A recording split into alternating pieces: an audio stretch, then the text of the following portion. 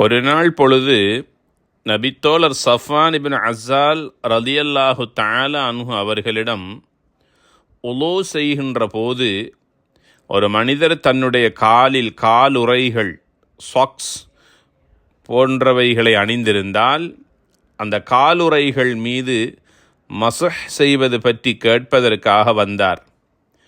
அந்த வந்த மனிதரிடத்தில் சஃப்வான் ரலியல்லாஹு தஆலா அன்ஹு அவர்கள் கேட்டார்கள், ஜிர்ரே, எதற்காக வந்தீர்கள் என்று கேட்டபோது, நான் உங்களிடத்தில் ஒரு அறிவை தேடித்தான் வந்திருக்கிறேன் என்று சொன்னபோது சஃப்வான் ரலியல்லாஹு தஆலா அன்ஹு அவர்கள் பின்வருமாறு கூறினார்கள். ஒரு அறிவை, கல்வியை தேடுபவர் தான் தேடிய கல்வியை, அறிவை கொண்டு திருப்தி அடைந்ததற்காக மலக்குமார்கள் தங்களின் இறக்கைகளை விரித்து வைக்கிறார்கள் என்று கூறினார்கள். வந்தவர் சஃப்வான் ரலியல்லாஹு அன்ஹு அவர்களிடத்தில் ஒரு கேள்வியை கேட்டார். மலஜலம் கழித்த பின் காலுறைகள் மீது மஸஹ் செய்வது குறித்து என் மனதில் ஒரு ஊசலாட்டம் இருந்தது. நபிகள் நாயகம் ஸல்லல்லாஹு அலைஹி வஸல்லம் அவர்களினுடைய அருமையான தோழர்களில் ஒருவராக நீங்கள் இருக்கிறீர்கள். இது பற்றி ஏதேனும் இறைத்தூதர் நபிகளார் ஸல்லல்லாஹு அலைஹி வஸல்லம் அவர்கள் கூறி அதை நீங்கள் கேட்டதுண்டா என்று உங்களிடம் நான் கேட்பதற்காகவே வந்திருக்கிறேன், இந்த அறிவைத்தான் உங்களிடத்திலே தேடினேன் என்று சொன்னார். அதற்கு சஃப்வான் ரலியல்லாஹு அன்ஹு அவர்கள், ஆம், ஒரு நாள் பொழுது நாங்கள் ஒரு பயணத்தில் இருந்தபோது 3 தினங்களுக்கு எங்கள் காலுறைகளை நாங்கள் கலட்ட வேண்டியதில்லை.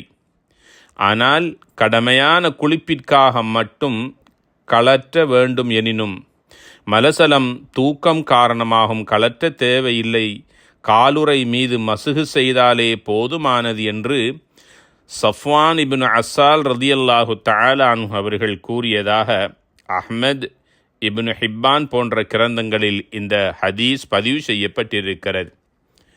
ஆக ஒருவர் உலூ செய்து கொண்டு காலுறை அணிந்தால், சாக்ஸ் போன்றவைகளை அணிந்து கொண்டால், அவர் மலசலம் சென்றாலும் தன்னுடைய தேவையை நிறைவேற்றிவிட்டு அவர் உலூ செய்யலாம், காலுறைகளை கலட்டாமலேயே அதற்கு மேலால் மசுகு செய்து கொள்ளலாம்.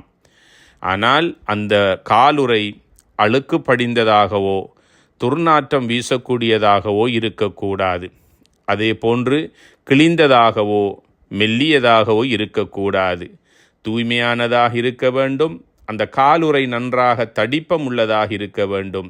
இவ்வாறு இருக்கிற போது 3 நாட்களுக்கு காலுறை மீது மஸ்ஹ் செய்வதற்கு இஸ்லாத்தில் அனுமதி உண்டு என்பதனை இந்த ஹதீஸ் நமக்கு சொல்லித் தருகிறது. வஸ்ஸலாமு அலைக்கும் வரஹ்மத்துல்லாஹி வபரகாத்துஹு.